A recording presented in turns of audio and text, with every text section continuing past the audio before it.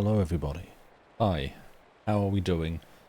I, but for those of you, and I imagine there's one or two who are sharing chats both here and over on Dave's stream. That's twitch.tv/longestdave. I was literally like just hanging out in the chat and like, oh wait, I need to check back. Oh, 12 seconds to go. I really should, get to work, and do this. Hi. Quick, hello, welcome in, and Perla and Lady Mephistopheles and anyone else who's trickling in. Hi, hello, what's up? Andy as well. Story to pass time whilst home with the awesome ills. Oh no, I'm sorry. Yeah, they're about. They're in effect. Nice, Perla. Thank you for putting a jigsaw together. I have just realised I need to find a text for this, don't I?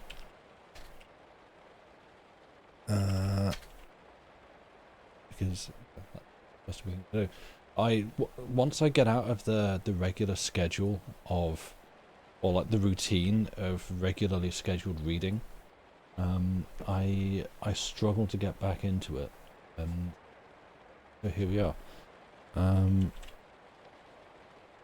Also, I'm seated already in a slightly uncomfortable position because Joey is on my lap and I have my legs up on the desk. So that's just where we're at. I'm not going to try moving the mic so you can hear him purring, because that complicates things. Is there anything else that I have forgotten? No, I think I've covered all the stuff.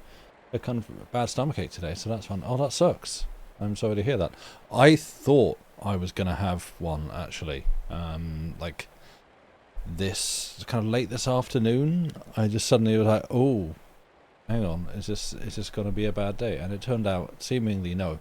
But that put me on sort of moderately high alert that I might have to suddenly scrap another stream at the last minute. But it seems like for now we're okay. The other caveat, I think, is I am, even as I'm somewhat nearing the end of this book, I guess, still struggling to gauge how long any amount of it is going to take to read. So I have prepared an amount for tonight. At first I thought I would be going through to the end of the book, because of how quickly I was getting through the rest of it. I thought effectively the last 100 pages would be the kind of thing that I could do in a stream.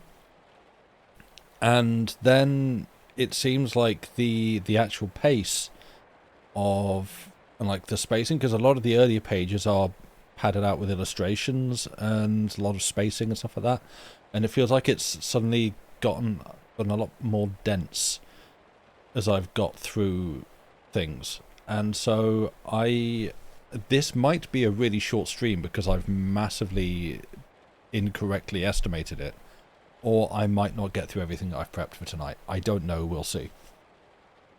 It's an odd one.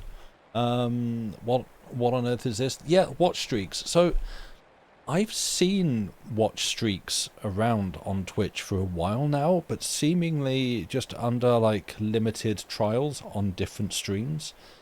And I've seen them on like small streams and bigger streams and all over the place, and it seems like they have now rolled them out in general. But it gives you a little thing to click to like drop a notification into chat to say, hello, I'm on a 3-stream watch streak now for your stream, which is odd. So, I guess it gives you some extra channel points if you really want to accrue those. But otherwise, do not feel any obligation to, like, click things that Twitch is asking you to click, and to, like, yeah, you do what you gotta do. Don't worry about it. It's Twitch being odd. Yeah, I don't know. How are we? How are we all doing? I am cold. It is, like, I mean, it's autumn, frankly. Autumn is here, but the temperature's starting to drop and it's still starting to get in. Seems like you get the points even if you don't share a thing. Okay, that's something. That's one more thing to clog up the chat. True, although fortunately chat's not particularly busy. So, it's just gonna like sit there and float on by. So very pleasantly chilly there. I mean, it's not as cold as it's going to get here because it's only the end of October and my phone says that it's currently about 8 degrees. But it's gonna get cold and I'm not looking forward to that because I'm going to feel it and there's not going to be much I can do about it. Yeah. How apart from cold and ill with the tonsils and stuff, how's everyone doing? Are we well? I have a cat who is on a blanket on my lap. He says hello, I think. Not much you can do. Cozy knitwear, blankets, hot drinks. So cozy knitwear I already do, and I've even started like rolling long sleeve t-shirts and stuff into my dress repertoire. But that still doesn't really, it doesn't do it. And blankets, I have blankets, but again, they don't, like, the way that I tend to sit, they don't cover my feet and stuff like that. Bits get cold. And hot drinks. Hot drinks is one that I struggle with because, and I'm conscious. I'm not saying this so that I'm not looking for advice. Don't tell me what hot drinks to pursue. It's fine. I'll figure it out. Am I too tall for blankets? Sometimes. Hot chocolate, I can't do. I would, but I haven't found a way to actually have hot chocolate that doesn't, like, give me a bad time one way or another. I do wear socks, yes. Like, no kind of milk or milk substitute is okay. So I can't do hot chocolate. And tea, I have quite a bit of green tea, but the problem is that seems to give me, like, acid reflux sometimes, which is its own problem. It's nice, but it can do that. And also, I like something with a bit more substance. So like a coffee, like a hot chocolate, there's a thickness, there's like a body and a substance to what you're actually drinking there. And coffee obviously is a problem in the evenings. I have half calf stuff, which is okay. And I'll sometimes buy like decaf coffee to make fresh, but it is still more coffee and it's still more kind of acidic. So I've yet to find a good, like, cold evening hot drink solution. And need to work on that, which again is not a request. Don't tell me what to do and insist that I do it. Helmans, you're in a hotel bed, very cozy. I'm glad to hear it. That sounds nice. Queek, you're not a hot drink fan. You have to have everything with ice. Damn. Okay. But you do live in a hot area, though, don't you? So I mean, that might explain. It's autumn. The one season you can get non-alcoholic cider here, so you're all about the hot cider. After one really bad experience with very cheap cider at university, I've not really been able to go back to it. And it's another one that I think it's just going to be very acidic if I drink it. So, you have returned and you have pizza, Lady Mephistopheles? Excellent. That sounds good. You do live in a hot area, quick. Yeah, I mean, that would explain why perhaps, ooh, hot drinks, yum, might not be your first response. But no, that checks out, that's fair. I live in for me, quite often cold area. We get a few weeks of heat during June and July. We all complain about it, and then it goes back to being cold, and we all complain about that. So, yeah, what else do I have to talk about? As I was saying in Dave's chat, I don't have to make this a big topic of discussion because I suspect it's not something everyone wants to chime in on. But I finished watching Chernobyl. It was sad. It was very, very good, and it was sad. If you can stand watching things be sad, I highly recommend it. It was extremely good. It did show the effects of severe radiation burns and poisoning, which was not pleasant, and it did show some other stuff that if you happen to like, I don't know, animals and dogs and things,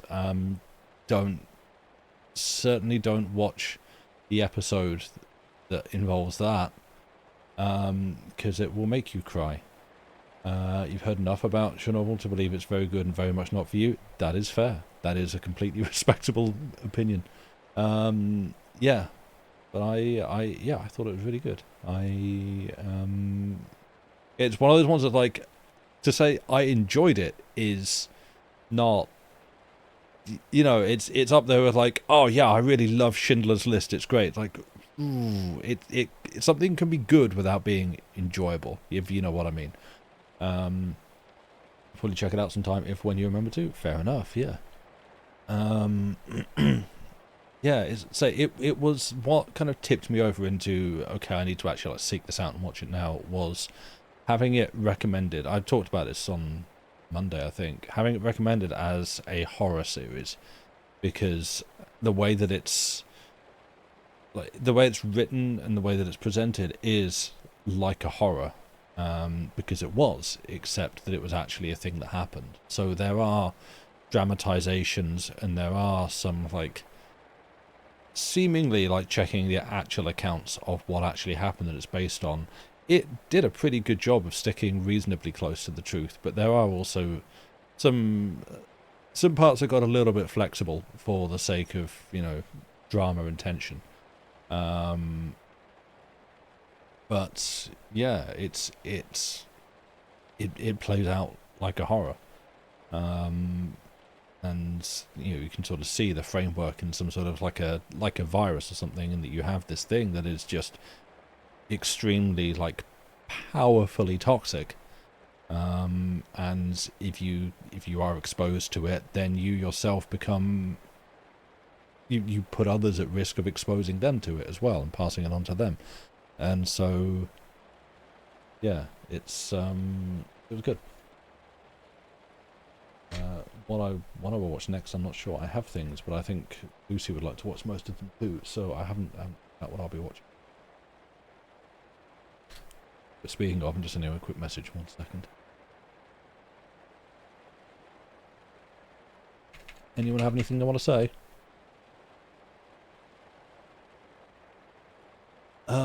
Yeah. Soon there will be more Stranger Things to watch. Yeah, have you seen, like, the budget for the final season of Stranger Things? It's enormous. It's like, is it like $500 million or something? It is absurd. I don't know what Netflix expects it to do, or how it expects to ever recoup the money. But yeah, haven't seen the budget, you're not surprised. Yeah, like, it's a big number. And it's kind of ridiculous. So, you know, yeah, I guess. I don't know, I feel like I've not really brought much to talk about before the stream, so to be honest, I reckon I could just get on with reading you a book, reading you a story.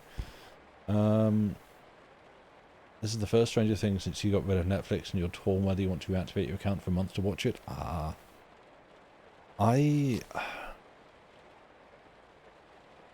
trying to think what I think. You know, I don't actually know what the last season I watched was. It might have been 3. I might have watched season 3. I've definitely seen 1. I think I've seen 2, and I think I've seen 3, but I don't remember.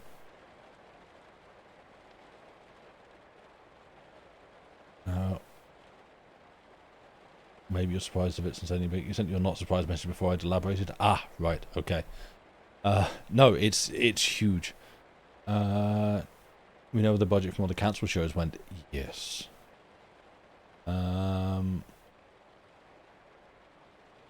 So you don't like horror and you've never seen Stranger Things. Do you want to start watching? That's unhelpfully. That's probably going to depend on what about horror you don't like, I think. You know what? I'm not going to weigh in on that one. I'm going to let you discuss that amongst yourselves in chat. And I I'm instead going to pick up a book. So where we left it last time, your protagonist, your diarist, Charles Pooter, was engaged in something of I guess a battle of wits with Mr. Berwin Fosselton, who is an actor of... He certainly holds himself in high regard, even if no one else really seems to. And took it very personally that anybody he had encountered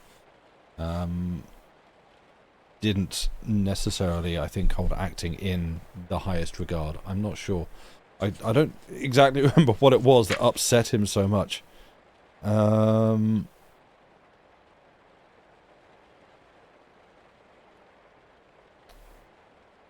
Because, yeah,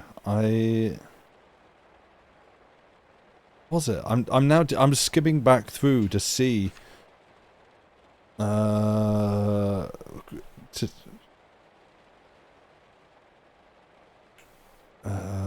yeah, he made the remark, without an original there can be no imitation.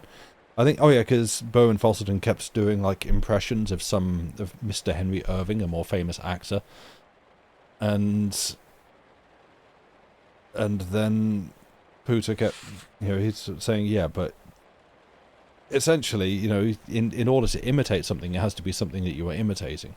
And Bowen Fosselton took this real personally and ended up firing off a lengthy and scathing letter about how important he is. Which is all well and good, and that was where it was left. And what else? Lupin,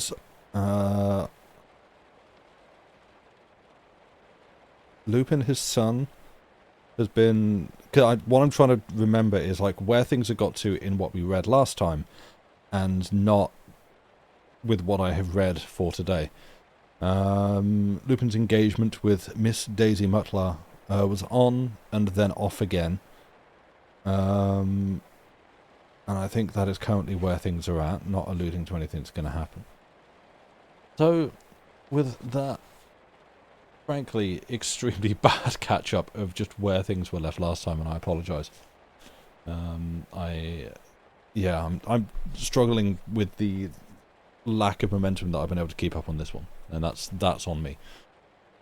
But, if we are ready, we shall continue. Oh, I've just realised what I'm doing wrong.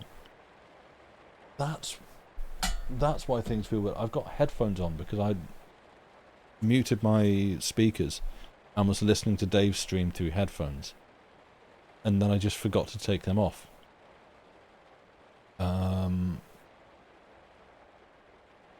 Right. Oh yeah, we're so in love, never mention her name in my presence ever again. Yeah, exactly, because frankly, Lupin is a man-child.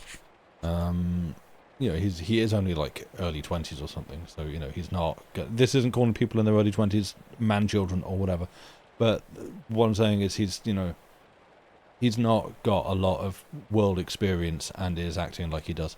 So yeah, anyway, now that I think everything is sorted out and squared away, let's start and carry on.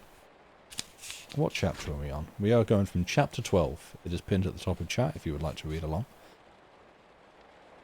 And if we are ready, then let us continue with The Diary of a Nobody by George and Weedon Grossmith.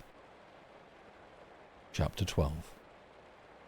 A serious discussion concerning the use and value of my diary. Lupin's opinion of Xmas.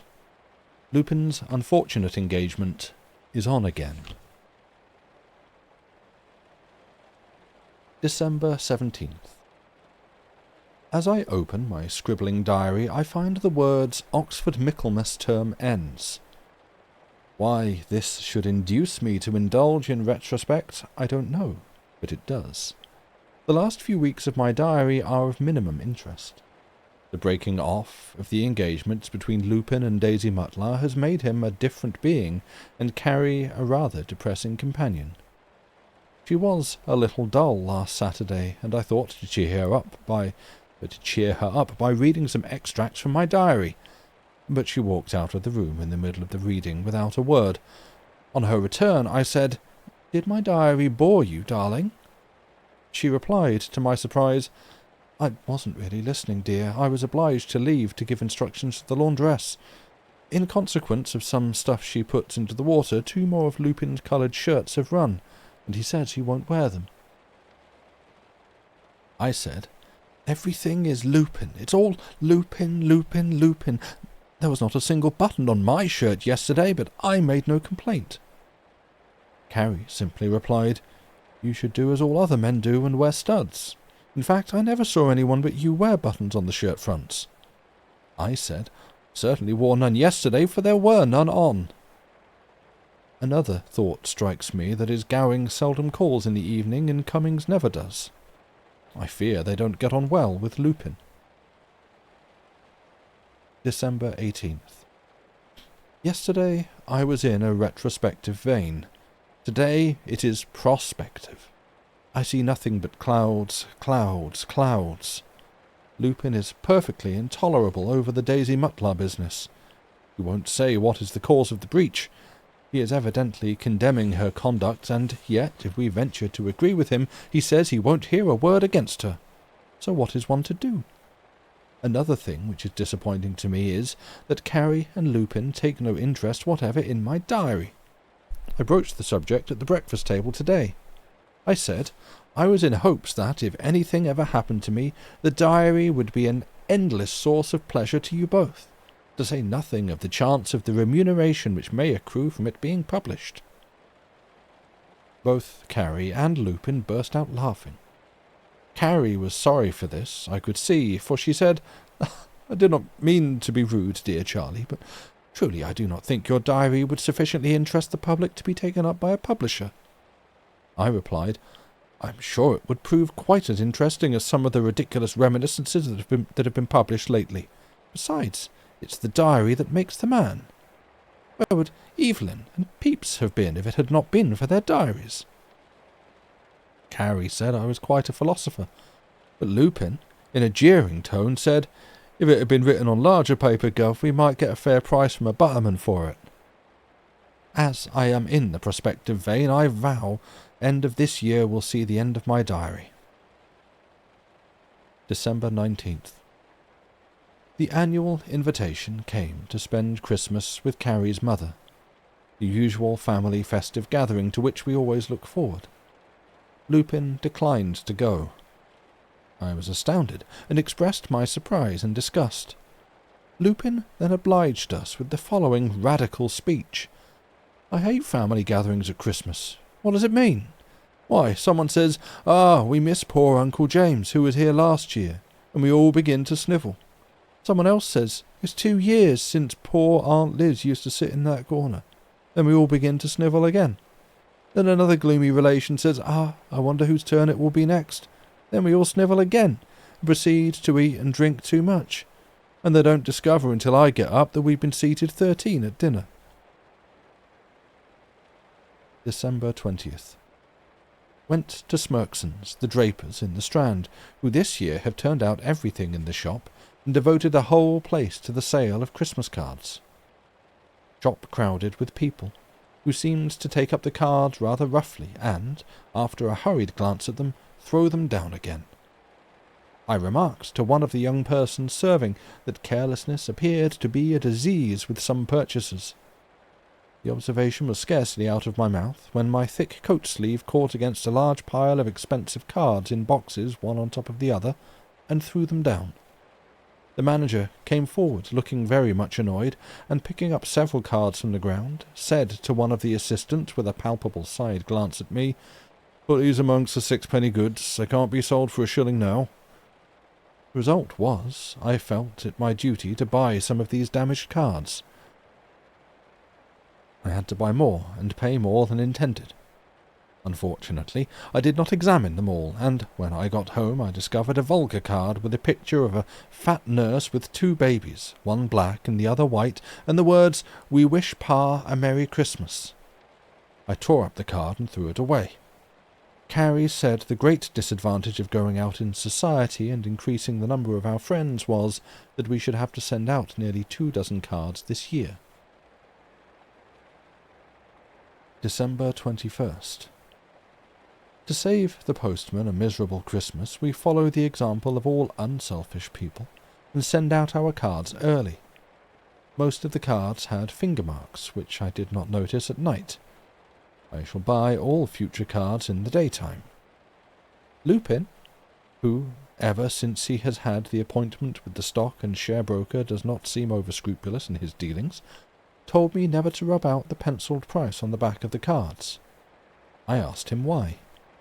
Lupin said, "Suppose your card is marked 9p. Well, all you have to do is pencil a 3 and a long downstroke after it in front of the 9p, and people will think you have given 5 times the price for it." In the evening, Lupin was very low-spirited, and I reminded him that behind the clouds the sun was shining. He said, "Oh, it never shines on me." I said, "Stop, Lupin, my boy. You are worried about Daisy Mutler. Don't think of her any more. You ought to congratulate yourself on having got off a very bad bargain. Her notions are far too grand for our simple tastes." He jumped up and said, "I won't allow one word to be uttered against her. She's worth the whole bunch of your friends put together, that inflated sloping head of a perk-up included." I left the room with silent dignity, but caught my foot in the mat. December 23rd. I exchanged no words with Lupin in the morning, but as he seemed to be in exuberant spirits in the evening, I ventured to ask him where he intended to spend his Christmas. He replied, "Oh, most likely at the Mutlers'." In wonderment, I said, "What? After your engagement has been broken off?" Lupin said, "Who said it is off?" I said, "You have given us both to understand." He interrupted me by saying, "Well, never mind what I said. It is on again. There."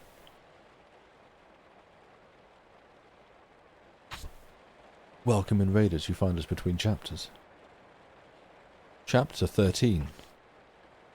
I receive an insulting Christmas card. We spend a pleasant Christmas at Carrie's mother's. A Mr. Moss is rather too free. Excuse me. A boisterous evening, during which I am struck in the dark. I receive an extraordinary letter from Mr. Mutler, Senior, respecting Lupin. We miss drinking out the old year. December 24th. I am a poor man, but I would gladly give 10 shillings to find out who sent me the insulting Christmas card I received this morning. I never insult people. Why should they insult me? The worst part of the transaction is that I find myself suspecting all my friends. The handwriting on the envelope is evidently disguised, being written sloping the wrong way. I cannot think either Gowing or Cummings would do such a mean thing. Lupin denied all knowledge of it, and I believe him, although I disapprove of his laughing and sympathizing with the offender. Mr. Franching would be above such an act, and I don't think any of the Mutlars would descend to such a course. I wonder if Pitt, that impudent clerk at the office, did it, or Mrs. Birrell, the charwoman, or Berwin Fosselton. The writing is too good for the former. Christmas Day. We caught the 10:20 train at Paddington, and spent a pleasant day at Carrie's mother's. The country was quite nice and pleasant, although the roads were sloppy. We dined in the middle of the day, just 10 of us, and talked over old times. If everybody had a nice, uninterfering mother-in-law such as I have, what a deal of happiness there would be in the world. Being all in good spirits, I proposed her health, and I made, I think, a very good speech. I concluded, rather neatly, by saying, on an occasion like this, whether relatives, friends, or acquaintances, we are all inspired with good feelings towards each other. We are of one mind, and think only of love and friendship. Those who have quarrelled with absent friends should kiss and make up. Those who happily have not fallen out can kiss all the same. I saw the tears in the eyes of both Carrie and her mother. and must say I felt very flattered by the compliment. That dear old Reverend John Pansy Smith, who married us, made a most cheerful and amusing speech, and said he should act on my suggestion respecting the kissing. He then walked round the table and kissed all the ladies, including Carrie. Of course, one did not object to this, but I was more than staggered when a young fellow named Moss, who was a stranger to me, and who had scarcely spoken a word through dinner, jumped up suddenly with a sprig of mistletoe and exclaimed, "Hullo! I don't see why I shouldn't be in on this scene." Before one could realize what he was about to do, he kissed Carrie and the rest of the ladies.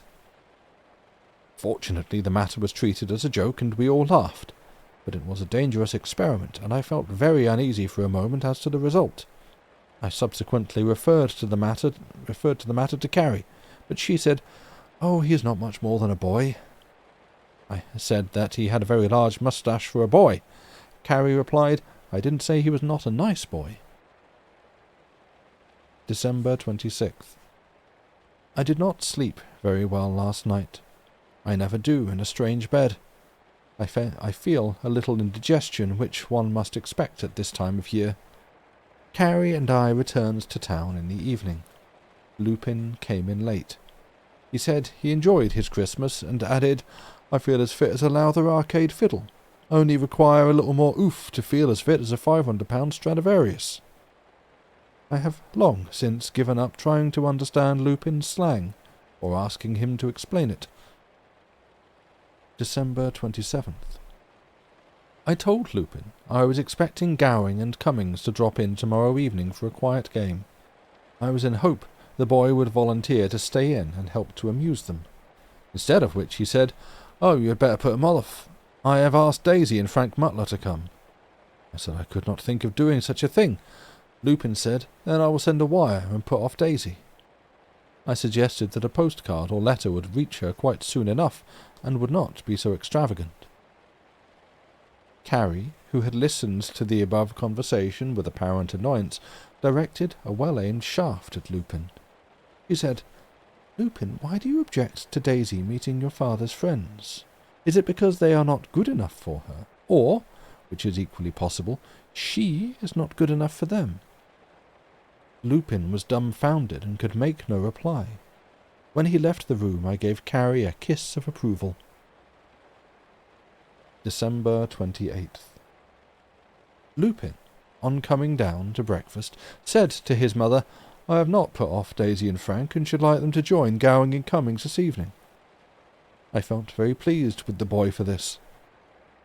Carrie said in reply, "I am glad you let me know in time, as I can turn over the cold leg of mutton, dress it with a little parsley, and no one will know it has been cut." She further said she would make a few custards and stew some pippins, so that they would be cold by the evening. Finding Lupin in good spirits, I asked him quietly if he really had any personal objection to either Gowing or Cummings. He replied, "Not in the least.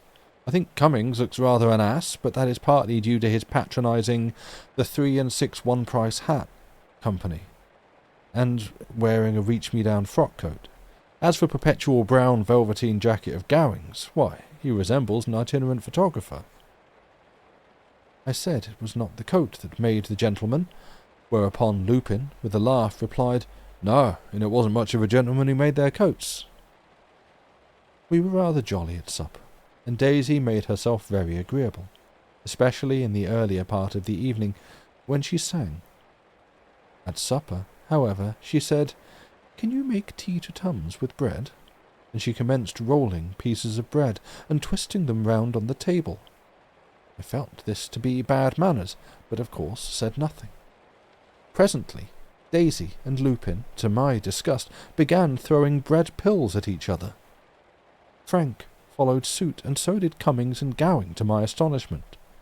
Then they commenced throwing hard pieces of crust, one piece catching me on the forehead and making me blink. I said, "Steady, please, steady."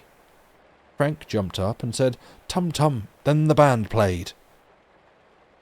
I did not know what this meant, but they all roared and continued the bread battle. Gowing suddenly seized all the parsley off the cold mutton and threw it full in my face. I looked daggers at Gowing, who replied, "I say, It's no good trying to look indignant with your hair full of parsley." I rose from the table and insisted that a stop should be put to this foolery at once. Frank Mutlar shouted, "Time, gentlemen, please, time!" and turned out the gas, leaving us in absolute darkness. I was feeling my way out of the room when I suddenly received a hard, intentional punch at the back of my head. I said loudly, "Who did that?" There was no answer, so I repeated the question, with the same result. I struck a match and lighted the gas. They were all talking and laughing, so I kept my own counsel. But after they had gone, I said to Carrie, "The person who sent me that insulting postcard at Christmas was here tonight." December 29th. I had a most vivid dream last night. I woke up, and on falling asleep, dreamed the same dream over again, precisely. I dreamt I heard Frank Mutlar telling his sister that he had not only sent me the insulting Christmas card, but admitted that he was the one who punched my head last night in the dark. As fate would have it, Lupin, at breakfast, was reading extracts from a letter he had just received from Frank. I asked him to pass the envelope, that I might compare the writing. He did so, and I examined it by the side of the envelope containing the Christmas card. I detected a similarity in the writing, in spite of the attempted disguise. I passed them on to Carrie, who began to laugh. I asked her what she was laughing at, and she said the card was never addressed to me at all. It was L. Pooter, not C. Pooter. Lupin asked to look at its direction and the card, so I looked at the direction and the card, and exclaimed with a laugh, Oh, yes, Gov, it's meant for me." I said, "Are you in the habit of receiving insulting Christmas cards?" He replied, "Oh, yes, and of sending them too." In the evening, Gowing called, and said he enjoyed himself very much last night. I took the opportunity to confide in him as an old friend about the vicious punch last night. He burst out laughing and said, "Oh, it was your head, was it? I know I accidentally hit something, but I thought it was a brick wall." I told him I felt hurt in both senses of the expression. December 30th, Sunday. Lupin spent the whole day with the Mutlars. He seemed rather cheerful in the evening, so I said, "I'm glad to see you so happy, Lupin." He answered, "Well, Daisy is a splendid girl, and I was obliged to take her old fool of a father down a peg. What with his meanness over his cigars, his stinginess over his drinks, his farthing economy in turning down the gas if you only quit the room for a second, writing to 1½ sheets of notepaper, sticking the remnant of the last cake of soap onto the new cake, putting 2 bricks on each side of the fireplace, and his general outside halfpenny business. I was compelled to let him have a bit of my mind. I said, "Lupin, you are not much more than a boy. I hope you won't repent it." December 31st. On the last day of the old year, I received an extraordinary letter from Mr. Mutlar, Senior. He writes, "Dear Sir, for a long time past I have had considerable difficulty deciding the important question, who is the master of my own house, myself or your son, Lupin? Believe me, I have no prejudice one way or the other, but I have been most reluctantly compelled to give judgment to the effect that I am the master of it. Under the circumstances, it has become my duty to forbid your son to enter my house again. I am sorry, because it deprives me of the society of one of the most modest, unassuming, and gentlemanly persons I have ever had the honour of being acquainted with." I did not desire the last day to wind up disagreeably, so I said nothing to either Carrie or Lupin about the letter. A most terrible fog came on, and Lupin would go out in it, but promised to be back to drink out the old year, a custom we have always observed. At 11:45 Lupin had not returned, and the fog was fearful. As time was drawing close, I got out the spirits. Carrie and I deciding on whisky, I opened a fresh bottle, but Carrie said it smelt like brandy. As I knew it to be whiskey, I said there was nothing to discuss. Carrie, evidently vexed that Lupin had not come in, did discuss it all the same, and wanted me to have a small wager with her to decide by the smell. I said I could decide it by the taste in a moment. A silly and unnecessary argument followed, the result of which was we suddenly saw it was 12:15, and for the first time in our married life, we missed welcoming in the new year. Lupin got home at 2:15, having got lost in the fog. So he said. Chapter 14. Begin the year with an unexpected promotion at the office. I make 2 good jokes. I get an enormous rise in my salary. Lupin speculates successfully and starts a pony trap. Have to speak to Sarah. Extraordinary conduct of Gowings. January 1st. I had intended concluding my diary last week, but a most important event has happened, so I shall continue for a little while longer on the fly leaves attached to the end of my last year's diary. It had just struck 1:30, and I was on the point of leaving the office to have my dinner, when I received a message that Mr. Perkupp desired to see me at once. I must confess that my heart commenced to beat, and I had most serious misgivings. Mr. Perkupp was in his room writing, and he said, "Take a seat, Mr. Pooter, I shall not be a moment." I replied, "No, thank you, sir, I'll stand." I watched the clock on the mantelpiece, and I was waiting quite 20 minutes, but it seemed hours. Mr. Perkupp at last got up himself. I said, "I hope there is nothing wrong, sir." He replied, "Oh, dear, no, quite the reverse, I hope." What a weight off my mind! My breath seemed to come back again in an instant. Mr. Perkupp said, "Mr. Buckling is going to retire, and there will be some slight changes in the office. You have been with us nearly 21 years, and, in consequence of your conduct during that period, we intend making a special promotion in your favour.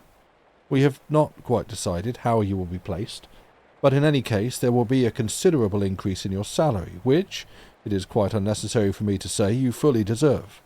I have an appointment at 2, but you shall hear more tomorrow." He then left the room quickly, and I was not even allowed time or thought to express a single word of grateful thanks to him. I need not say how dear Carrie received this joyful news. With perfect simplicity she said, "At last we will be able to have a chimney-glass for the back drawing-room, which we always wanted." I added, "Yes, and at last you shall have that little costume which you saw at Peter Robinson's so cheap." January 2nd. I was in a great state of suspense all day at the office. I did not like to worry Mr. Perkupp, but as he did not send for me and mentioned yesterday that he would see me again today, I thought it better perhaps to go to him. I knocked at his door, and on entering Mr. Perkupp said, "Oh, it's you, Mr. Pooter. Do you want to see me?" I said, "No, sir, I thought you wanted to see me." "Oh," he replied, "I remember. Well, I am very busy today. I will see you tomorrow." January 3rd. Still in a state of anxiety and excitement, which was not alleviated by ascertaining that Mr. Perkupp sent word he should not be at the office today. In the evening, Lupin, who was busily engaged with the paper, said suddenly to me, "Do you know anything about chalk pits, Gov?" I said, "No, my boy, not that I am aware of." Lupin said, "Well, I'll give you the tip. Chalk pits are as safe as consols, and pay 6% at par." I said, "A rather neat thing. They may be 6% at par, but your pa has no money to invest." Carrie and I both roared with laughter. Lupin did not take the slightest notice of the joke, although I purposely repeated it for him, but continued, "I give you the tip, that's all. Chalk pits." I said another funny thing. "Mind you don't fall into them." Lupin put on a supercilious smile and said, "Bravo, Joe Miller." January 4th. Mr. Perkupp sent for me and told me that my position would be that of one of the senior clerks. I was more than overjoyed. Mr. Perkupp added he would let me know tomorrow what the salary would be. This means another day's anxiety. I don't mind, for it is anxiety of the right sort. That reminded me that I had forgotten to speak to Lupin about the letter I received from Mr. Mutlas Senior. I broached the subject to Lupin in the evening, having first consulted Carrie. Lupin was riveted to the financial news as if he had been a born capitalist, and I said, "Pardon me a moment, Lupin. How is it you have not been to the Mutlars any day this week?" Lupin answered, "I told you, I cannot stand old Mutlar." I said, "Mr. Mutlar writes to me to say pretty plainly that he cannot stand you." Lupin said, "Well, I like his cheek in writing to you. I'll find out if his father is still alive, and I will write him a note complaining of his son, and I'll state pretty clearly that his son is a blithering idiot." I said, "Lupin, please moderate your expressions in the presence of your mother." Lupin said, "I am very sorry, but there is no other expression one can apply to him. However, I am determined not to enter his place again." I said, "You know, Lupin, he has forbidden you the house." Lupin replied, "Well, he won't split straws, it's all the same. Daisy is a trump, and will wait for me 10 years if necessary." January 5th. I can scarcely write the news. Mr. Perkupp has told me my salary would be raised £100. I stood, gaping for a moment, unable to realize it. I annually get £10 rise, and I thought it might be £15 or even £20. But £100 surpasses all belief. Carrie and I both rejoiced over our good fortune. Lupin came home in the evening in the utmost good spirits. I sent Sarah quietly round to the grocer's for a bottle of champagne, the same as we had before, Jackson Freres. It was opened at supper, and I said to Lupin, "This is to celebrate some good news I have received today." Lupin replied, "Hooray, Gov! And I have some good news also. A double event, eh?" I said, "My boy, as a result of 21 years, industry and strict attention to the interest of my superiors in office, I have been rewarded with promotion and a rise in salary of £100. Lupin gave 3 cheers, and we rapped the table furiously, which brought in Sarah to see what the matter was. Lupin ordered us to fill up again, and addressing us upstanding, said, "Having been in the firm of Job Clennan's, stock and share brokers, a few weeks, and not having paid particular attention to the interests of my superiors in office, my governor, as a reward to me, allotted me £5 worth of shares in a really good thing. The result is, today I have made £200. I said, "Lupin, you are joking." "No, Gov, it's a good old truth. Job Clennan's put me onto chlorates." January 21st. I am very much concerned at Lupin having started a pony trap. I said, "Lupin, are you justified in this outrageous extravagance?" Lupin replied, "Well, one must get to the city somehow. I've only hired it, and you can give it up any time I can give it up any time I like." I repeated my question, "Are you justified in this extravagance?" He replied, "Look here, Gov, excuse me saying so, but you're a bit out of date. It does not pay nowadays, fiddling about over small things. I don't mean anything personal, Governor. My boss says if I take his tip and stick to big things, I can make big money." I said I thought the very idea of speculation most horrifying. Lupin said, "It's not speculation, it's a dead cert." I advised him, at all events, not to continue the pony and cart, but he replied, "I made £200 in one day. Now suppose I only make £200 in a month, or put it at £100 a month, which is ridiculously low. Why, that is £1,200 a year. It's a few pounds a week for a trap." I did not pursue the subject further, beyond saying that I should feel glad when the autumn came, and Lupin would be of age and responsible for his own debts. He answered, "My dear Gov, I promise you faithfully that I will never speculate with what I have not got. I shall only go on Job Clennan's tips, and as he is in the know, it's pretty safe sailing." I felt somewhat relieved. Gowing called in the evening and, to my surprise, informed me that, as he had made £10 by one of Lupin's tips, he intended asking us and the Cummingses round next Saturday. Carrie and I said we should be delighted. January 22nd.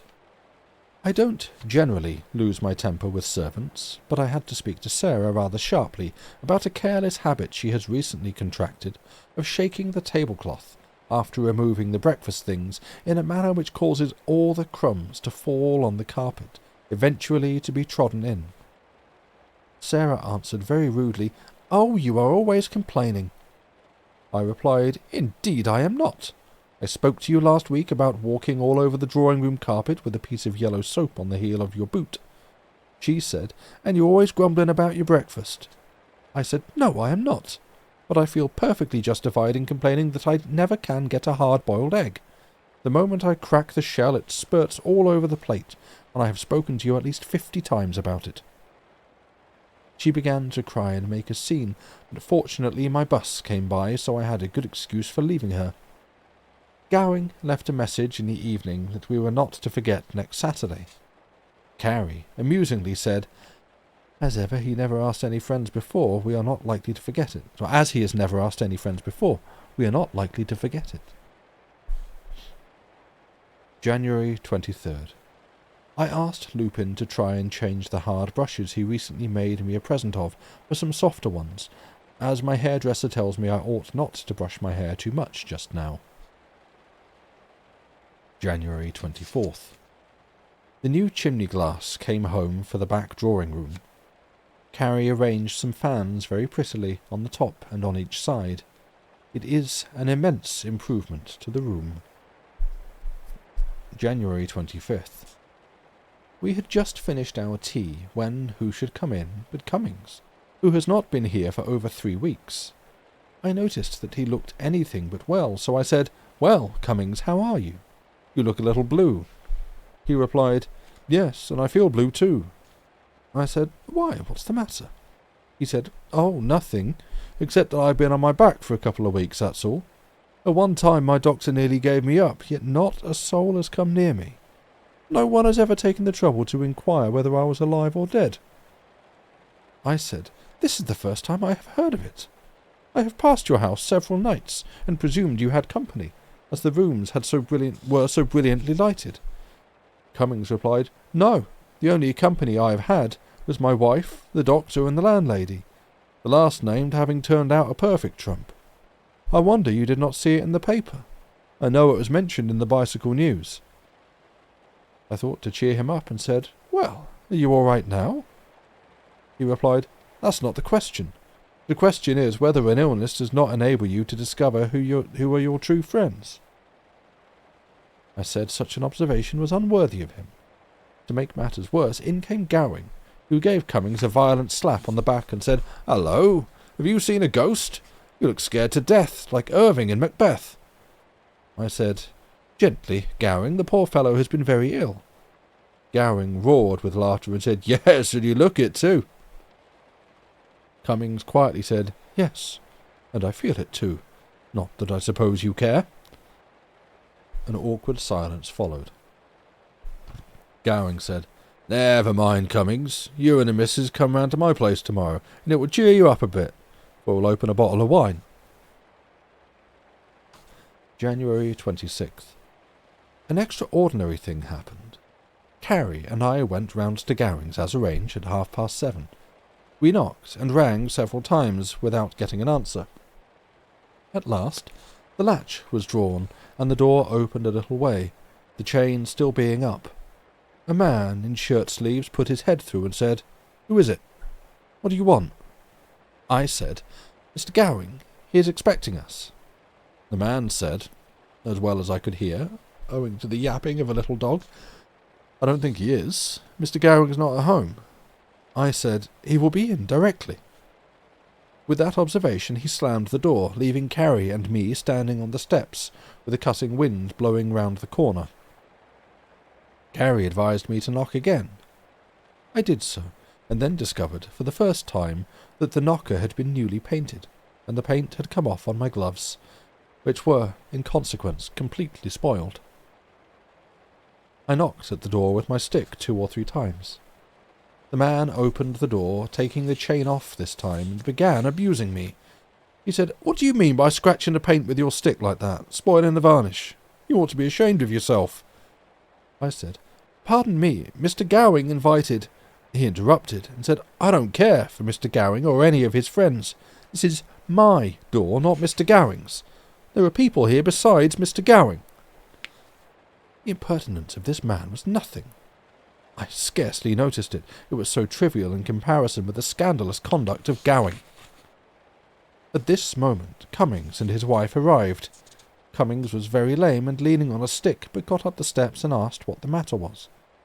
The man said, "Mr. Gowing said nothing about expecting anyone.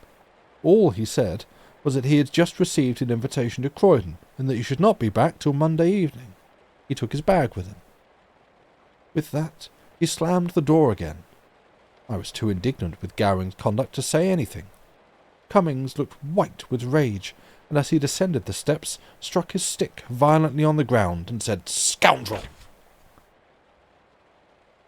And that little misunderstanding is where we're going to take a break. So it's break time. Go and do break-related things. Felt like we just hard cut to that. But yeah, it's break. So you've got 5 minutes, or if you're watching the VOD, there'll be a little link in the comments that you can click to skip it. And yeah, I'll see you back here in 5 minutes. In 5 minutes or so. Bye for now, friend.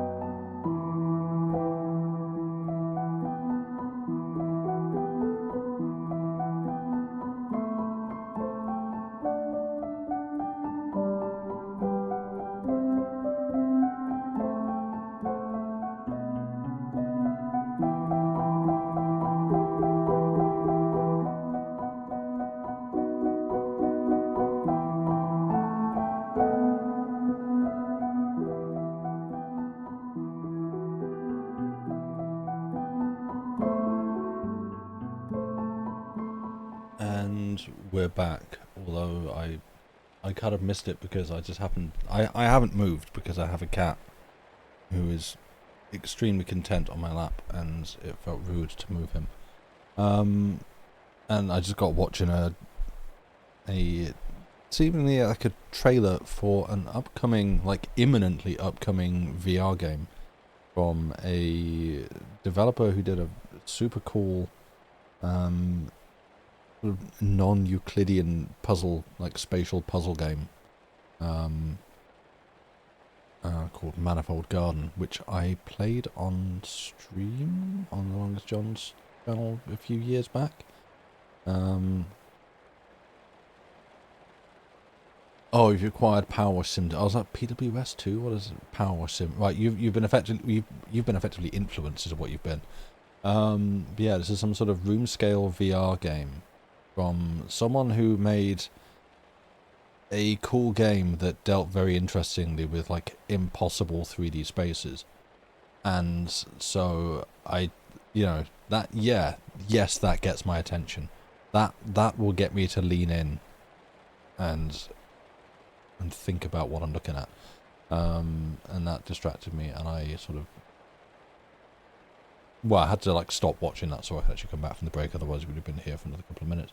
But the upshot of all this is I have not moved during the break, so I'm going to be in some amount of discomfort by the end of the stream, which is great. So I should probably really actually just crack on with things, like my limbs. How much more did I have planned for this?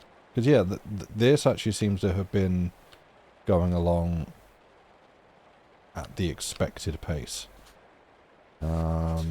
So yeah, we might still be finishing a little bit earlier than, by my time, 11 o'clock, but it's okay.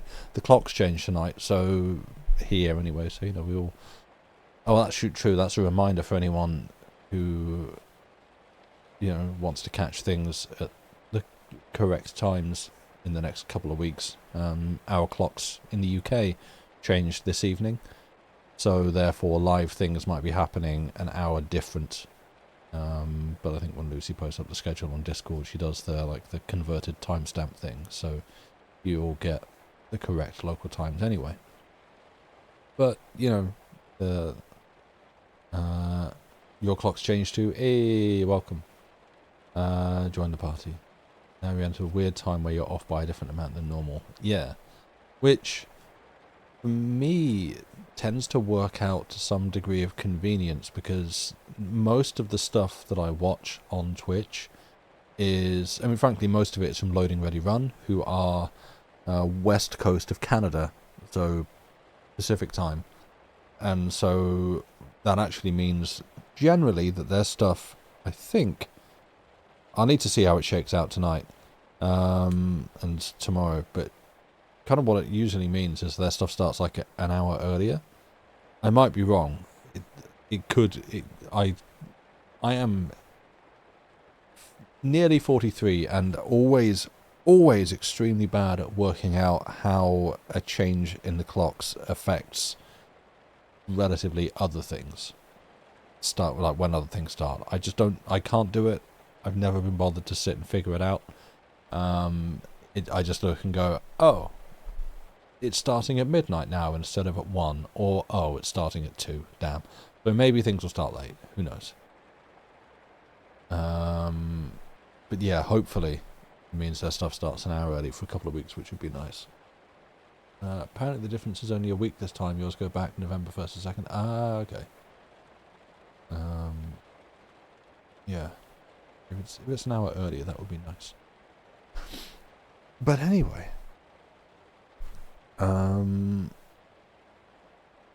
if we're all ready and settled and back from the break and would like to know a little bit more, I do apologise, by the way, as I'm about to lead into reading. I am definitely feeling like kind of allergy blocks up, like I've inhaled a bunch of dust or fluff or something, and I don't have any antihistamines, so I can feel and I sort of hear myself that my nose is a little bit stuffed up, and I'm sort of sniffing a little bit, so I apologise for that, but either read like that, or we don't get a stream this evening. So I figured, hey, why not just do this? But yeah, if we're ready and would like to continue, let's have a little bit more of The Diary of a Nobody by George and Weedon Grossmith. Chapter 15. Gowing explains his conduct. Lupin takes us for a drive, which we don't enjoy. Lupin introduces us to Mr. Murray Posh. February 8th. It does seem hard I cannot get good sausages for breakfast. They are either full of bread or spice, or are as red as beef. Still anxious about the £20 I invested last week by Lupin's advice. However, Cummings has done the same. February 9th. Exactly a fortnight has passed, and I have neither seen nor heard from Gowing respecting his extraordinary conduct in asking us round to his house and then being out. In the evening, Carrie was engaged marking a half-dozen new collars I had purchased. I'll back Carrie's marking against anybody's. While I was drying them at the fire and Carrie was rebuking me for scorching them, Cummings came in. He seemed quite well again, and chaffed us about marking the collars. I asked him if he had heard from Gowing, and he replied that he had not. I said I should not have believed that Gowing could have acted in such an ungentlemanly manner. Cummings said, "You are mild in your description of him—" Oh, wrong voice, that's Gowing. "You are mild in your description of him. I think he has acted like a cad." The words were scarcely out of his mouth when the door opened, and Gowing, putting in his head, said, "May I come in?" I said, "Certainly." Carrie said very pointedly, "Well, you are a stranger." Gowing said, "Yes, I've been on and off to Croydon during the last fortnight." I could see Cummings was boiling over, and eventually he tackled Gowing very strongly respecting his conduct last Saturday week. Gowing appeared surprised and said, "Why, I posted a letter to you in the morning announcing that the party was off. Very much off." I said I never got it. Gowing, turning to Carrie, said, "I suppose letters sometimes miss Carrie, don't they, Mrs. Carrie?" Cummings sharply said, "This is not the time for joking. I had no notice of the party being put off." Gowing replied, "I told Pooter in my note to tell you, as I was in a hurry. However, I'll inquire at the post office, and we must meet again at my place." I added that I hoped he would be present at the next meeting. Carrie roared at this, and even Cummings could not help laughing. February 10th, Sunday. Contrary to my wishes, Carrie allowed Lupin to persuade her to take her for a drive in the afternoon in his trap. I quite disapprove of driving on a Sunday, but I did not like to trust Carrie alone with Lupin, so I offered to go too. Lupin said, "Now that is nice of you, Gov, but you won't mind sitting on the back seat of the cart?" Lupin proceeded to put on a bright blue coat that seemed miles too large for him. Carrie said it wanted taking in considerably at the back. Lupin said, "Haven't you seen a box coat before? You can't drive in anything else." He may wear what he likes in the future, for I shall never drive with him again. His conduct was shocking. When we passed Highgate Archway, he tried to pass everything and everybody. He shouted to respectable people who were walking quietly in the road to get out of the way. He flicked at the horse of an old man who was riding, causing it to rear. And, as I had to ride backwards, I was compelled to face a gang of roughs in a donkey cart, whom Lupin had chaffed, and who turned and followed us for nearly a mile, bellowing, indulging in coarse jokes and laughter, to say nothing of occasionally pelting us with orange peel. Lupin's excuse, that the Prince of Wales would have to put up with the same sort of thing if he drove to the Derby, was of little consolation to either Carrie or myself. Frank Mutler called in the evening, and Lupin went out with him. February 11th. Feeling a little concerned about Lupin, I mustered up courage to speak to Mr. Perkupp about him. Mr. Perkupp has always been most kind to me, so I told him everything, including yesterday's adventure. Mr. Perkupp kindly replied, "There's no necessity for you to be anxious, Mr. Pooter. It would be impossible for a son of such good parents to turn out erroneously. Remember, he is young. and he will soon get older. I wish we could find room for him in this firm. The advice of this good man takes loads off my mind. In the evening, Lupin came in. After our little supper, he said, "My dear parents, I have some news which I fear will affect you considerably." I felt a qualm come over me and said nothing. Lupin then said, "It may distress you, in fact I'm sure it will, but this afternoon I have given up my pony and trap forever." It may seem absurd, but I was so pleased. I immediately opened a bottle of port. Gowing dropped in just in time, bringing with him a large sheet with a print of a tailless donkey, which he fastened against the wall. He then produced several separate tails, which we spent the remainder of the evening trying, blindfolded, to pin a tail on the proper place. My sides positively ached with laughter when I went to bed. February 12th. In the evening I spoke to Lupin about his engagement with Daisy Mutler. I asked if he had heard from her.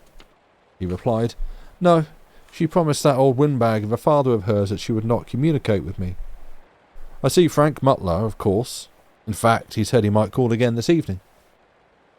Frank called, but said he could not stop as he had a friend waiting outside for him named Murray Posh, adding he was quite a swell.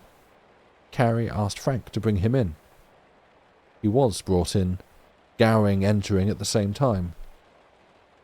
Mr. Murray Posh was a tall, fat young man, and was evidently of a very nervous disposition, as he subsequently confessed he would never go in a hansom cab, nor would he enter a four-wheeler until the driver had first got on the box with his reins in his hands. On being introduced, Gowing, with his usual want of tact, said, "Any relation to Posh's 3-shilling hats?" Mr. Posh replied, "Yes, but please understand I don't try on hats myself. I take no active part in the business." I replied, "I wish I had a business like it." Mr. Posh seemed pleased, and gave a long but most interesting history of the extraordinary difficulties in the manufacture of cheap hats. Murray Posh evidently knew Daisy Mutler very intimately from the way he was talking of her, and Frank said to Lupin once, laughingly, "If you don't look out, Posh will cut you out." When they had gone, I referred to this flippant conversation, and Lupin said, sarcastically, "A man who is jealous has no respect for himself. A man who would be jealous of an elephant, like Murray Posh, could only have a contempt for himself. I know Daisy. She will wait 10 years for me, as I said before. In fact, if necessary, she would wait 20 years for me." Chapter 16. We lose money over Lupin's advice as to investment. So does Cummings. Murray Posh engaged to Daisy Mutler. February 18th. Carrie has several times recently called attention to the thinness of my hair at the top of my head, and recommended me to get it seen to. I was, this morning, trying to look at it by the aid of a small hand-glass, when somehow my elbow caught against the edge of the chest of drawers, and knocked the glass out of my hand, and smashed it. Carrie was in an awful way about it, as she is rather absurdly superstitious. To make matters worse, my large photograph in the drawing-room fell during the night, and the glass cracked. Carrie said, "Mark my words, Charles, some misfortune is about to happen." I said, "Nonsense, dear." In the evening, Lupin arrived home early and seemed a little agitated. I said, "What's up, my boy?" He hesitated a good deal, and then said, "You know those parachica chlorates I advise you to invest £20 in?" I replied, "Yes, they are all right, I trust." He replied, "Well, no. To the surprise of everybody, they have utterly collapsed."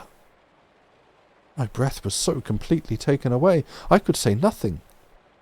Carrie looked at me and said, "What did I tell you?"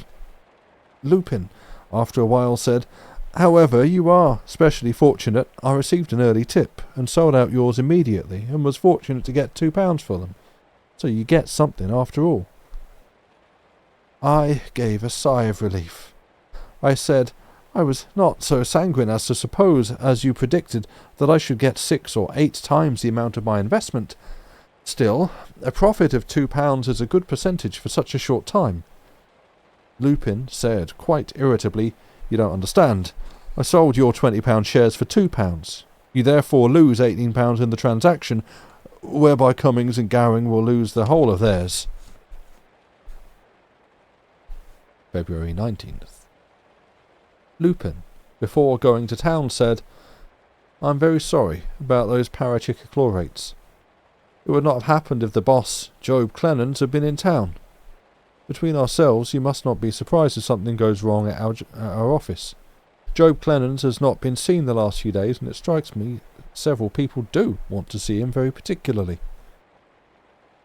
In the evening, Lupin was just on the point of going out to avoid a collision with Gowing and Cummings, when the former entered the room without knocking, but with his usual trick of saying, "May I come in?" He entered, and to the surprise of Lupin and myself, seemed to be in the very best of spirits. Neither Lupin nor I broached the subject to him, but he did so of his own accord. He said, "I say, those parachichlorates have got an awful smash. You're a nice one, Master Lupin. How much do you lose?" Lupin, to my utter astonishment, said, "Oh, I had nothing in them. There was some informality in my application. I forgot to enclose the cheque or something, and I didn't get any. The Gov loses £18. I said, "I quite understood you were in it, or nothing would have induced me to speculate." Lupin replied, "Well, can't be helped. You must go double on the next tip." Before I could reply, Gowing said, "Well, I lose nothing, fortunately. From what I heard, I did not quite believe in them, so I persuaded Cummings to take my £15 worth, and he had more faith in them than I had." Lupin burst out laughing, and, in the most unseemly manner, said, "Alas, poor Cummings! He'll lose £35. At that moment there was a ring at the bell. Lupin said, "I don't want to meet Cummings." If he had gone out the door, he would have met him in the passage, so as quickly as possible Lupin opened the parlour window and got out. Gowing jumped up suddenly, exclaiming, "I don't want to see him either," and before I could say a word he followed Lupin out the window. For my own part, I was horrified to think my own son and one of my most intimate friends should depart from the house like a couple of interrupted burglars. Poor Cummings was very upset, and of course was naturally very angry with both Lupin and Gowing. I pressed him to have a little whisky, and he replied that he had given up whisky, but would like a little unsweetened, as he was advised it was the most healthy spirit. I had none in the house, but sent Sarah round to Lockwood's for some. February 20th. The first thing that caught my eye on opening the Standard was, "Great failure of stock and share dealers. Mr. Job Clennons absconded." I handed it to Carrie, and she replied, "Oh, perhaps it's for Lupin's good. I never did think it a suitable situation for him." I thought the whole affair was very shocking. Lupin came down to breakfast, and, seeing he looked painfully distressed, I said, "We know the news, dear boy, and feel very sorry for you." Lupin said, "How did you know? Who told you?" I handed him the Standard. He threw the paper down and said, "Oh, I don't care a button for that. I expected that, but I did not expect this." Then he read a letter from Frank Mutler, announcing, in a cool manner, that Daisy Mutler is to be married next month to Murray Posh. I exclaimed, "Murray Posh? Is not the very man Frank had the impudence to bring here last Tuesday week?" Lupin said, "Yes, the Posh's 3 shilling hat chap." We all then ate our breakfast in dead silence. In fact, I could eat nothing. I was not only too worried, but I cannot and will not eat cushion of bacon. If I cannot get streaky bacon, I will do without anything. When Lupin rose to go, I noticed a malicious smile creep over his face. I asked him what it meant. He replied, "Oh, only a little consolation. Still, it is a consolation. I've just remembered that By my advice, Mr. Murray Posh has invested £600 in parachicochlorates.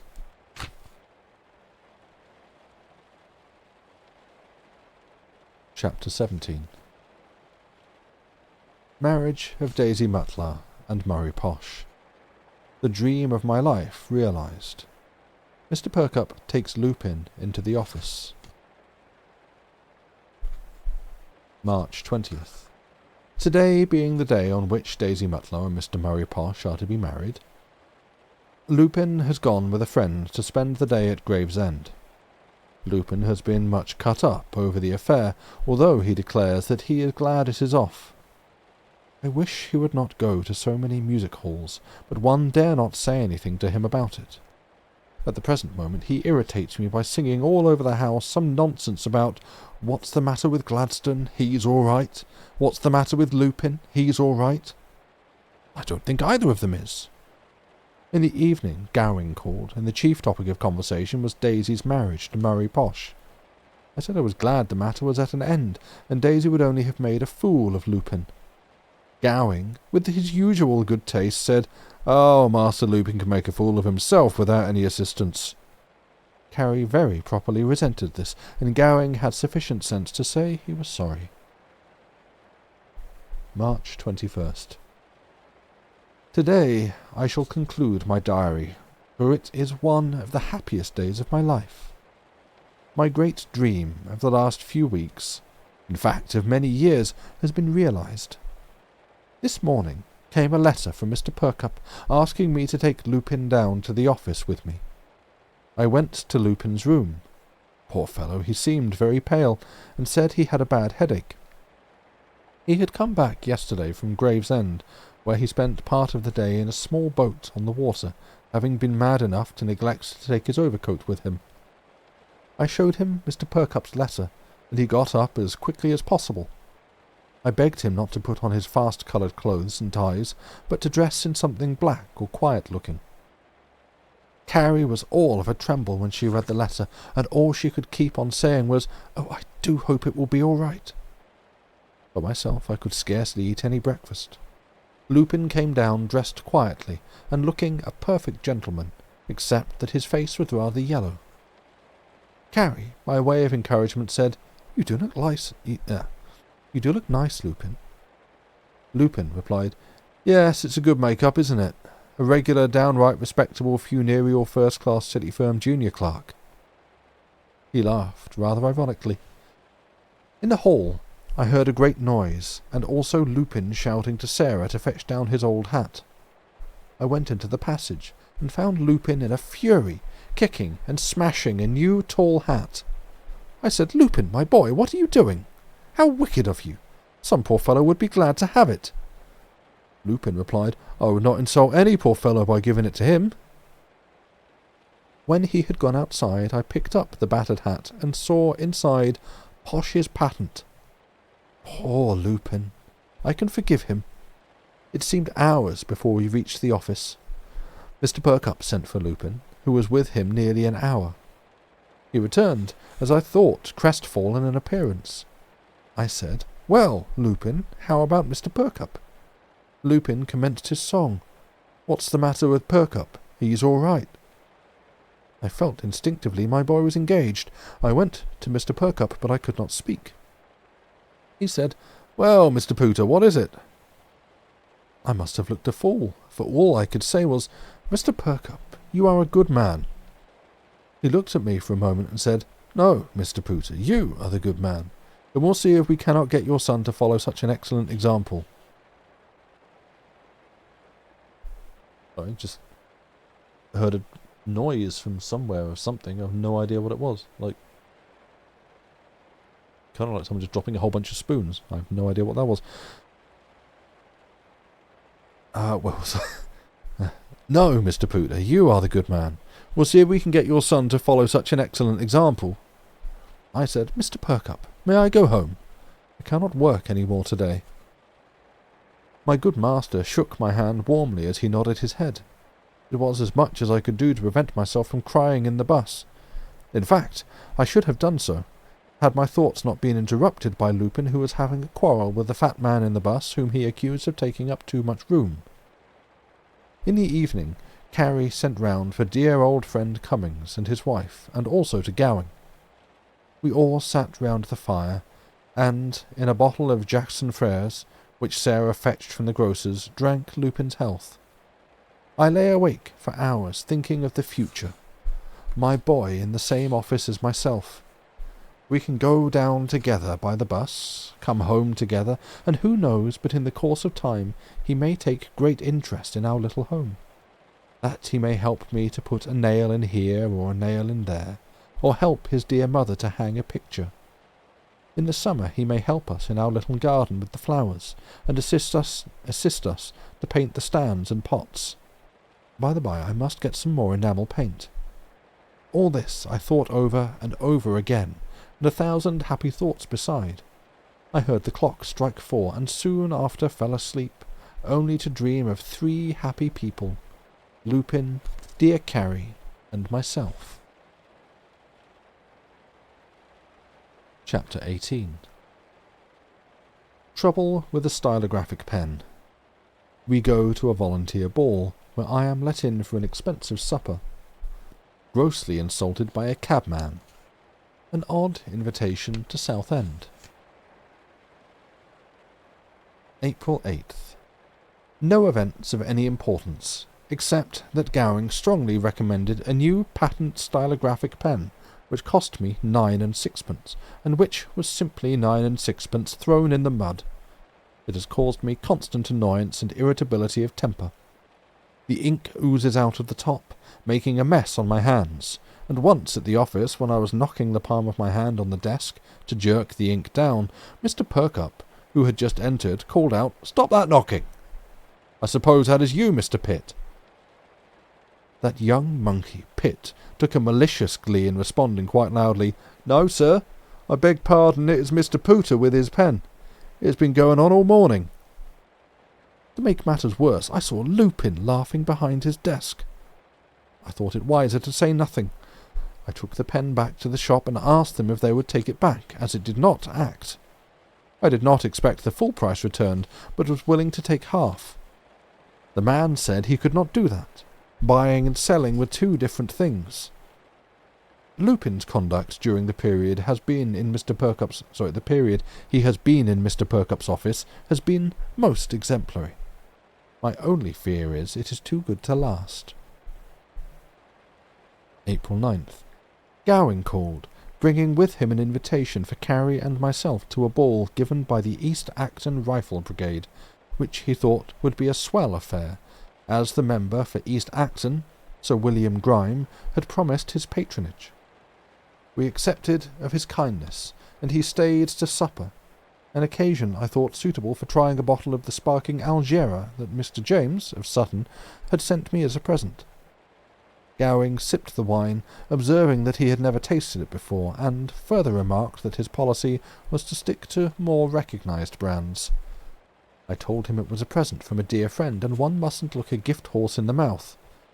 Gowing facetiously replied, and he didn't like putting it in the mouth either. I thought the remarks were rude without being funny, but on tasting it myself, came to the conclusion that there was some justification for them.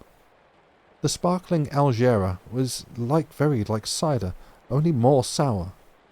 I suggested that perhaps the thunder had turned it a bit acid. He merely replied, "Oh, I don't think so."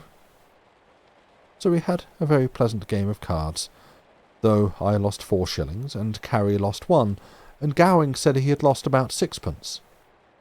How he could have lost, considering that Carrie and I were the only other players, remains a mystery.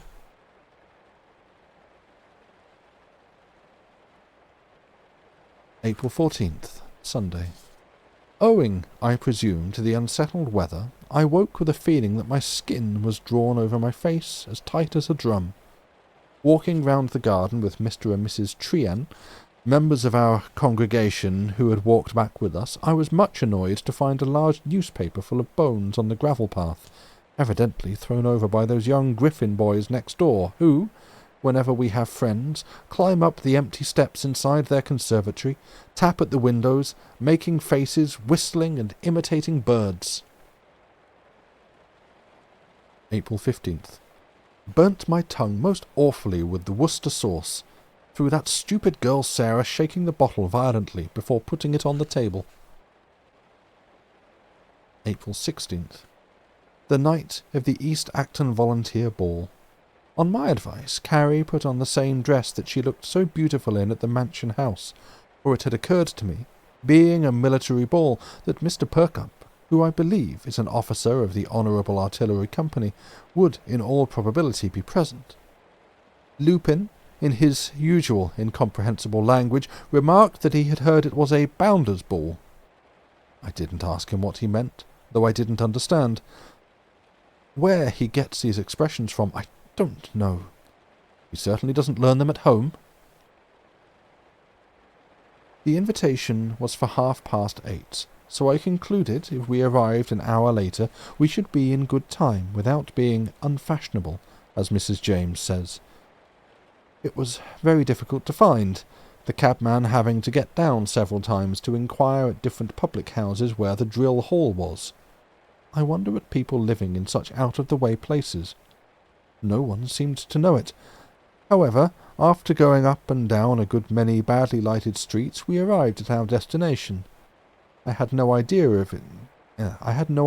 it was so far away from Holloway.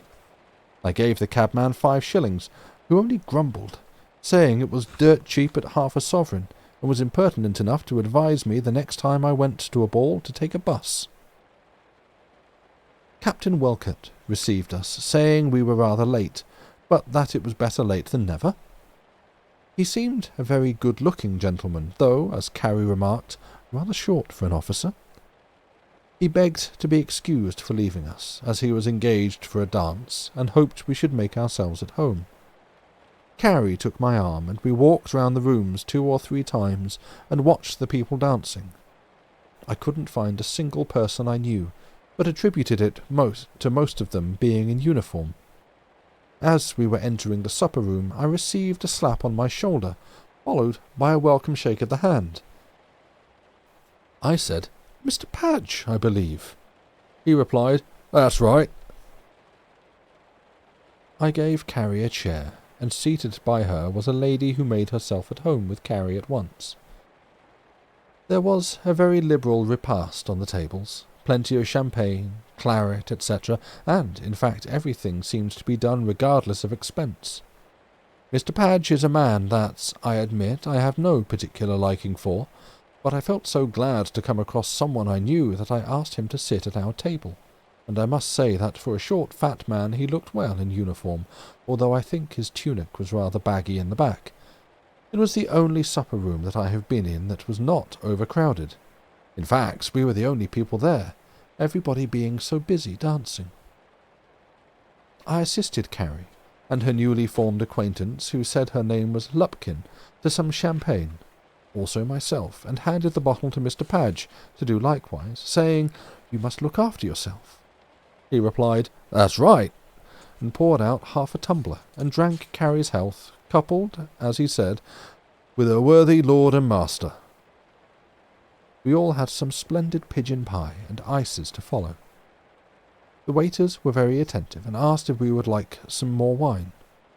I assisted Carrie and her friend, and Mr. Padge, also some people who had just come from the dancing-room, who were very civil.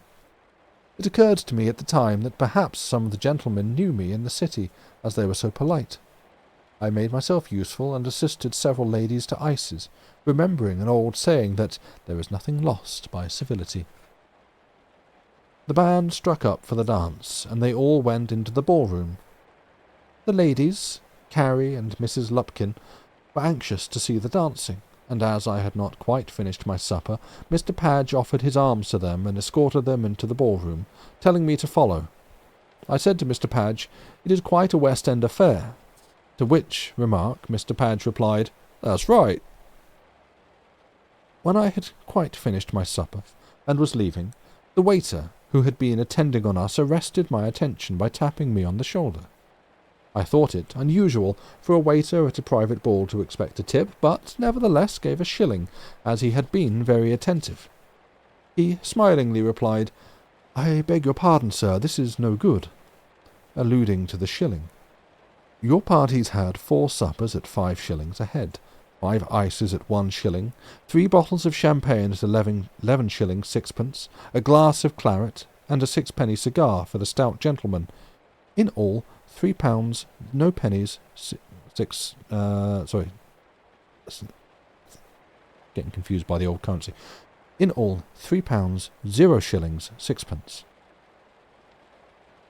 I don't think I was ever so surprised in my life, and had only sufficient breath to inform him that I had received a private invitation, to which he answered that he was perfectly well aware of that, but that the invitation didn't include eatables and drinkables. A gentleman who was standing at the bar corroborated the waiter's statement, and assured me it was quite correct. The waiter said he was extremely sorry if I had been under any misapprehension, but it was not his fault. Of course there was nothing to be done but to pay, so, after turning out my pockets, I just managed to scrape up sufficient, all but 9 shillings. But the manager, on my giving my card to him, said, "That's all right." I don't think I ever felt more humiliated in my life, and I determined to keep this misfortune from Carrie, for it would entirely destroy the pleasant evening she was enjoying. I felt there was no more enjoyment for me that evening, and it being quite late, I sought Carrie and Mrs. Lupkin. Carrie said she was quite ready to go, and Mrs. Lupkin, as we were wishing her good night, asked Carrie and myself if we ever paid a visit to Southend. On my replying, I said I hadn't been there for many years. She very kindly said, "Well, why don't you come down and stay at our place?" As her invitation was so pressing, and observing that Carrie wished to go, we promised we would visit her the next Saturday week, and stay till Monday. Mrs. Lupkin said she would write us tomorrow, giving us the address and particulars of trains, etc. When we got outside the drill hall, it was raining so hard that the roads resembled canals, and I need hardly say we had great difficulty in getting a cabman to take us to Holloway. After waiting a bit, a man said he would drive us, anyhow, as far as the Angel at Islington, and we could easily get another cab from there. It was a tedious journey. The rain was beating against the windows and trickling down the inside of the cab. When we arrived at the Angel, the horse seemed tired out. Carrie got out and ran into a doorway, and when I came to pay, to my absolute horror, I remembered I had no money, nor had Carrie. I explained to the cabman how we were situated. Never in my life have I ever been so insulted. The cabman, who was a rough bully, and to my thinking not sober, called me every name he could lay his tongue to, and positively seized me by the beard, which he pulled till the tears came into my eyes. I took the number of a policeman, who witnessed the assault, for not taking the man in charge. The policeman said he couldn't interfere, that he had seen no assault, and that people should not ride in cabs without money. We had to walk home in the pouring rain nearly 2 miles, and when I got in, I put down the conversation I had with the cabman, word for word, as I intended writing to the Telegraph for the purpose of proposing that cabs should be driven only by men under government control, to prevent civilians being subjected to the disgraceful insult and outrage that I had to endure. April 17th. No water in our cistern again. Sent for Putley, who said he would soon remedy that, the cistern being zinc. April 18th. Water all right again in the cistern. Mrs. James, of Sutton, called in the afternoon. She and Carrie draped the mantelpiece in the drawing-room, and put little toy spiders, frogs, and beetles all over it, as Mrs. James says it's quite the fashion. It was Mrs. James's suggestion, and, of course, Carrie always does what Mrs. James suggests. For my part, I preferred the mantelpiece as it was, but there, I'm a plain man, and don't pretend to be in the fashion. April 19th. Our next-door neighbour, Mr. Griffin, called, and in a rather offensive tone accused me, or someone, of boring a hole in his cistern and letting out his water to supply our cistern, which adjoined his. He said he should have his repaired and send us in the bill. April 20th. Cummings called, hobbling in with a stick, saying he had been on his back for a week. It appears he was trying to shut his bedroom door, which is situated just at the top of the staircase, and unknown to him, a piece of cork the dog had been playing with had got between the door and prevented it shutting, and in pulling the door hard, to give it an extra slam, the handle came off in his hands and he fell backwards downstairs. On hearing this, Lupin suddenly jumped up from the couch and rushed out of the room sideways. Cummings looked very indignant, and remarked it was in very poor fun, a man nearly breaking his back. And, though I had my suspicions that Lupin was laughing, I assured Cummings that he had only run out to open the door to a friend he expected. Cummings said this was the second time he had been laid up, and we had never sent to inquire. I said I knew nothing about it. Cummings said it was mentioned in the Bicycle News. April 22nd. I have of late frequently noticed Carrie rubbing her nails a good deal with an instrument, and on asking her what she was doing, she replied, "Oh, I'm going for manicuring, so I'm going in for manicuring. It's all the fashion now." I said, "I suppose Mrs. James introduced that into your head?" Carrie laughingly replied, "Yes, but everyone does it now." I wish Mrs. James wouldn't come to the house. Whenever she does, she always introduces some new-fangled rubbish into Carrie's head. One of these days I feel sure I shall tell her she's not welcome. I am sure it was Mrs. James who put Carrie up to writing on dark slate-coloured paper with white ink. Nonsense. April 23rd. Received a letter from Mrs. Lupkin of Southend telling us the train to come by on Saturday, and hoping we would keep our promise to stay with her. The letter concluded, "You must come and stay at our house. We shall charge you half what you will have to pay at the Royal, and the view is every bit as good." Looking at the address at the top of the notepaper, I found it was Lupkin's Family and Commercial Hotel. I wrote a note saying we were compelled to decline her kind invitation. Carrie thought this very satirical and to the point. By the by, I will never choose another cloth pattern at night. I ordered a new suit of dittos for the garden at Edwards, and chose the pattern by gaslight, and they seemed to be a quiet pepper and salt mixture with white stripes down. They came home this morning, and, to my horror, I found it was quite a flash-looking suit. There was a lot of green with bright yellow-coloured stripes. I tried on the coat, and was annoyed to find Carrie giggling. She said, "What mixture did you say you asked for?" I said, "A quiet pepper and salt." Carrie said, "Well, it looks more like mustard, if you want to know the truth." And that brings us to the end of tonight's reading, which actually works out pretty okay on time. I'm quite surprised. Thank you for listening. And I've left a note to myself that I don't always go away and read the footnotes, appendices, even not footnotes because they're not at the foot of the page. They're just notes at the end of the book. But on just back a couple of pages where he has the altercation with the cabman who takes him on a ride, I guess, across London, and then he realises he can't pay.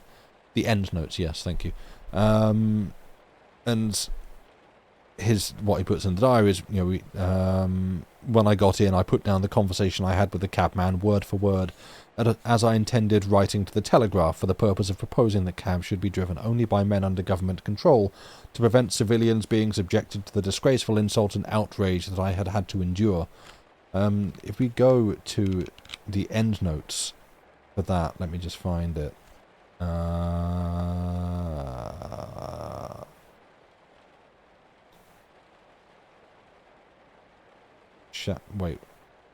Chapter 18. There we go.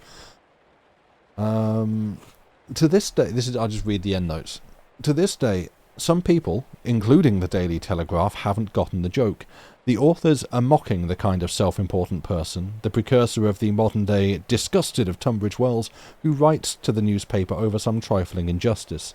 The Telegraph claimed this incident as a PR coup in a 1996 editorial, in which they declared their honour at being associated with such a decent fellow, which I like to point out and note because I am happy to dunk on the Telegraph. It is an extremely pompous Tory rag of a newspaper. And so, I just thought I'd point that out, that even now they didn't get that, that this is, we're making fun of this person and these kinds of attitudes, and, that's the satire. Stephen, hello, welcome in. I hope you're doing well. It is good to see you. Yeah, it's fun.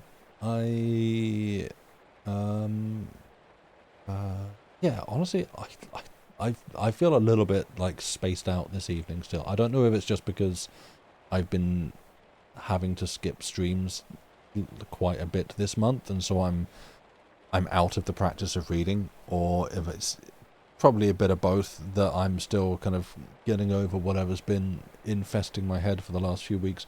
But I'm still a little bit stuffed up and like tripping over words and stuff. But yeah, that was a fun read, and I think we will probably finish it next stream. I had, based on previous pace up to here, anticipated finishing it tonight, and then this got a lot more dense. So yeah, doing good. I'm glad to hear it. Yeah, I hope. I had your stream on in the background earlier because after you were doing Sushi Ben and swapped over to the other thing. I didn't get a good look at what it was, but I hope that it was fun. Hope it passes soon. Yeah, it's largely on its way out. Say at the moment, I just mainly this evening feel just like I've got a bit of allergies up in the sinuses. So yeah, I hope sounds like it's been enjoyable. I'm glad. I hope that was fun. I am gonna go because that's the end of the stream, and as much as I planned to read this evening, so but also the Halloween is coming up, ghosts and stuff. I don't know if Lucy is planning to read. No, I do know. I don't think Lucy's planning to read anything on Wednesday. Oh, bibbidi. That's. I know. I mean, I know nothing about that, but you say it was fun, and it's fun to say. So that's it's already doing well. Yeah, Lucy's away. She is in Tallinn at the moment, which is very different to where she usually goes. But sounds like she's having a good time, and then she'll be off. I don't want to dox her and say where she'll be next. But yeah, and she will be getting back on Wednesday, so I don't anticipate a stream on Wednesday. But next Friday on the Discord, Friday evening, I'll actually make an event for it. I'll do that tomorrow actually, because I need to make like a little poster. We're going to do another, for those of you who want to be there and like this kind of thing, another movie night on the Discord. And I believe I have picked out, I think we're going to make it a double feature movie night. Yeah, because on Dave's stream, the talk of like horror films and bad horror films and stuff, I didn't want to like co-opt his stream to start talking about my plans, because that felt rude. But yeah, I think we will probably, there's no harm in saying, I want to watch The Cabinet of Dr. Caligari, because I watched that once, probably a couple of years ago now, on a Loading Ready Run movie watch along. Can you request that there be an announcement this time so you don't miss 2/4 of it? Yes, I thought when you made a stage for an event, or made an event on a stage, and then you like set it live, it says, do you want to announce this to everyone? And I thought I had done yes. So I thought that everyone would have been pinged anyway, and if I then go and do my own one, that's then doubling and just like one being redundant and two annoying everyone. So yes, I can try to be a little bit. Firstly, I want to say get get it scheduled up earlier so that people actually know that it's coming. And secondly, yeah, I will try to make sure that people know. But yeah, I have acquired from the Internet Archive The Cabinet of Dr. Caligari, which is a classic silent, I think German horror film, which is one. Say, I've only watched it as part of like a watch along, not sat down and watched it myself. You know, in my own time without people kind of talking over it and stuff. But even from that, it's like, oh wait, I can see how this has influenced so many films that came afterwards. And the other one that I would like to watch, which is also in the public domain, despite starring Peter Cushing and Christopher Lee, is called Horror Express. It's fun. And actually, honestly, it's kind of, I think, was a big inspiration for The Thing.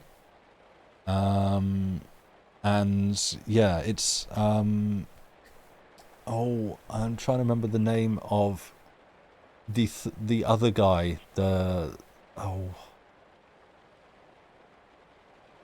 Nope, there is another. Hang on, let me just look up the film.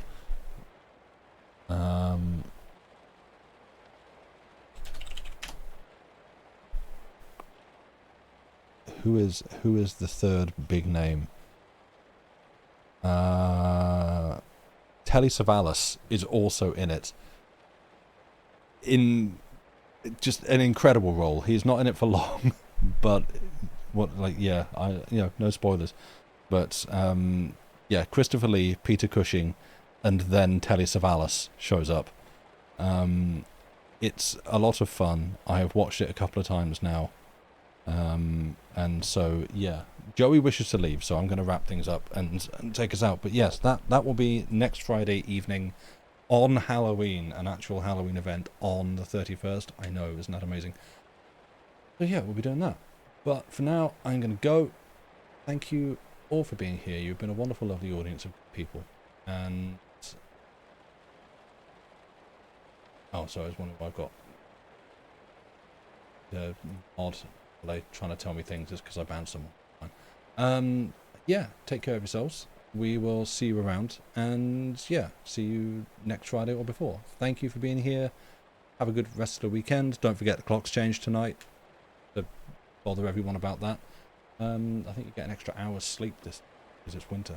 And yeah, we'll see you soon. Bye for now.